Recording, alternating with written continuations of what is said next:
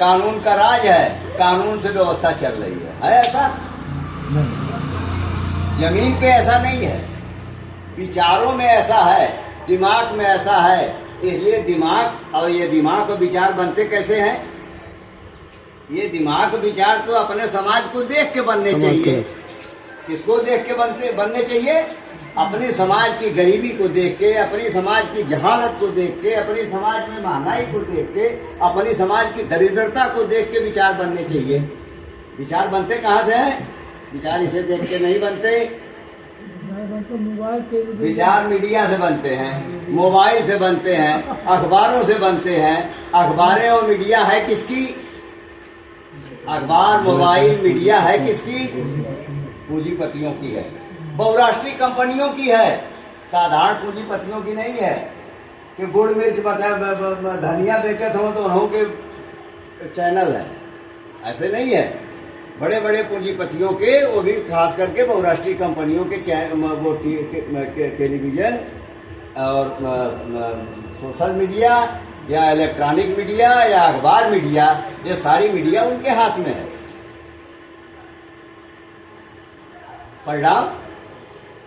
परिणाम हमारी बुद्धि हरण करती है। दो तरह की शिक्षा है, याद रखिए। एक तो वह शिक्षा है जो स्कूलों में पढ़ाई जाती है, ठीक है। दूसरी यह शिक्षा है जो टीवी, अखबार, रेडियो, टेली बांटते रहते हैं दिन रात मुफ्त में। मुफ्त का ज्ञान है ये। मुफ्त का ज्ञान इतना ज्यादा है कि ये हमारी बुद्धि का हरण कर लेते हैं। और वो बुद्धि का हरण क्यों करेंगे? क्योंकि आपके ऊपर उन्हें राज करना। क्योंकि आपके बीच उन्हें अपना माल सामान बेचना है। क्योंकि आप ही से उनको लाभ मुनाफा मिलना है। आप ही की लूट से उनकी दौलत बढ़नी है। क्योंकि आप ही उनकी खेती बाड़ी हो। इसलिए आपको ज्ञान देना, आपको मुफ्त में ज्ञान बांटना, ये वो अपना फर्ज समझते हैं।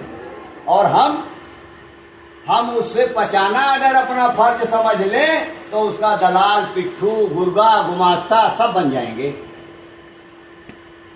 ये क्यों होता है? क्यों होगा ये? क्योंकि आप अपनी जमीन से कट गए। क्योंकि आप अपनी गरीबी को देख करके, अपनी जहालत को देख करके, अपनी जिंदगी की दुर्दशा को देख करके नहीं सोचते। अगर सोचते भी हैं तो भटकते। क्यों? क्योंकि भटकाते वो भी आपकी जिंदगी से सोचवाएंगे आपको, लेकिन भटका देंगे। आज वो भटकाव, पहले कांग्रेस पार्टी वो भटकाव करती रही, ये कहते हुए कि हम आजाद हो गए, विदेशी कर्जा ले रहे हैं, तकनीकें ले रहे हैं, पूंजी आ रही है, घबराइए मत, हम उनके चंगुल में फंसने वाले नहीं हैं। जल्द ही सब कुछ चुका के आत्मनिर्भर हो जाएंगे। पहले का दावा था, क्या हुआ? आत्मनिर्भरता नहीं आई। 1971 से 75 तक दरिद्रता फैल गई, अनाज तक के लाले पड़ गए। उनको और ज्यादा विदेशी मुद्राएं लेनी पड़ी, विदेशी कर्जे लेने पड़े।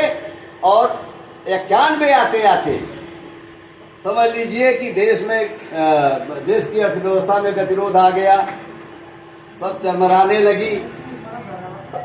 भैया जाति धर्म की राजनीति 80-81 के बाद आने लगी कि देखो तुम आत्मनिर्भरता की जो बातें करते थे वो थोड़ा ढोंग पखंड था।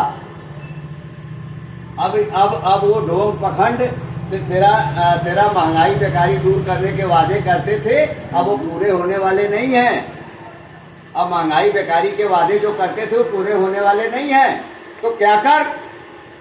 उन्होंने कहा कि जाति धर्म की राजनीति चला, नहीं तो तू राज नहीं कर पाएगा। ये हिंदुस्तान की जनता, किसान, मजदूर, मेहनत कश, जो जिसके जीवन जिसके बदहाल हैं, वो तुम्हारे राज को उलट देगा और जल्द ही पकड़ लेगा कि तेरी आजादी जो तुम बता रहे थे आजादी है वो नकली है। इसी को छिपाने के लिए उन्होंने जाति धर्म की राजनीति ले आई और उसी के साथ ये भी चीजें आई। हम तो शुरू से लगे हैं, हम आज नया थोड़ा खड़े हुए हैं आपके बीच, शुरू से लगे हैं।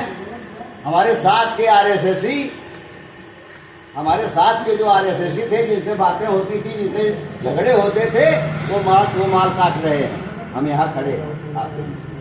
तो हम आज के नहीं आए हैं। तो हम इसलिए इस बात को कह रहे हैं कि उस समय जब ये बातें उठाई गई कि नहीं, जाति धर्म की राजनीति के बगैर काम नहीं चलेगा, तो इन्हीं राजनीतिक दलों से मंदिर मस्जिद के झगड़े उठवाए गए, साहबानो प्रकरण उठवाया गया। मुस्लिम महिला वाला जो था, साहबानो प्रकरण उठवाया गया। उसमें क्या नाम है, मंदिर मस्जिद के झगड़े के साथ साथ आरक्षण के झगड़े उठाए गए। आरक्षण के झगड़े इतने गहराए गए कि अगड़ी जातियां, पिछड़ी जातियां, दलित जातियां सब अलग अलग होकर के सोचने लगी कि भैया हमारा हिस्सा कहाँ गया, हमारी भागीदारी कहाँ गई। ठीक है, तो अगड़ी जातियों को लगने लगा कि अब तो हमारा सब कुछ सर्वस्व चला गया, अब तो कुछ और नहीं मिल रहा है। और उधर क्या हुआ, उधर नौकरी चली गई, नौकरी की संख्या घटने लगी। लेकिन जात धर्म के झगड़े तो आए, नई आर्थिक नीतियां लागू की गई। जो सार्वजनिक क्षेत्र में उद्योग धंधे, कल कारखाने, बैंक, खदाने थे, उनका निजीकरण कर दिया गया। जहां नौकरियां मिलती थी उनका निजीकरण हो गया,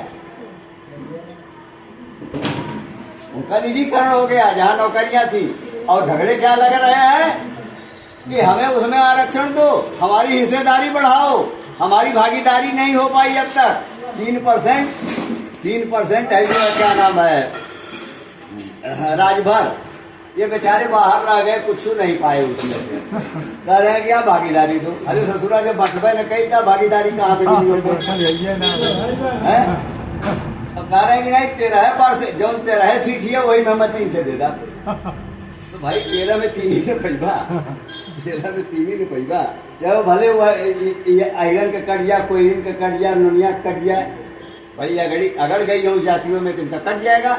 वैसे ही अगड़ी जातियां हैं, इनको जब हाई नहीं है तो इनको लगता है कि कुल आरक्षण मार ले गई, सब आरक्षण से हो ही जाते हो, कुल ऊपर वह चढ़त हो। मैं देखता हूँ एक बड़ी भारी चीज है कि जो पिछड़ी जात के लीडर हैं, जो दलित जात के लीडर हैं, ये अपनी लिस्ट अलग बनाए हुए हैं। ये लिस्ट दिखाते हैं, देखा कुल 52। और जो अगड़ी जात के लीडर हैं, उन लिस्ट अलग बनाए हुए हैं। वो दिखाते हैं, देखा कोयरी, नोनिया, हई हऊ, गुइया, धोबी, हई देखा इतना। ये हाल है। ये क्यों है? ये हमारे आपके वोट को लूटने की साजिश है। ये हमें आपको मजदूर किसान न रहने देने की साजिश है। ये हमें आपको वर्ग की दृष्टि से न सोचने देने की साजिश है। और इसी साजिश के आड़ में यह कह देने की साजिश है कि लोकतंत्र है, जनतंत्र है, कानून का राज है। अगर आप कानून का राज भंग करिएगा तो लाठी चलेगी, गोली चलेगी, आपको बर्दाश्त करना पड़ेगा।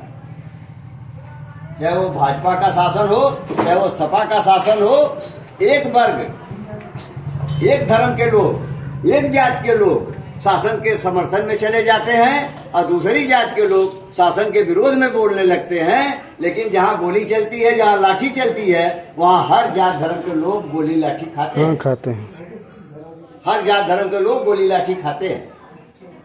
मतलब मेरे कहने का कि समूची सत्ता का विरोध नहीं होता है।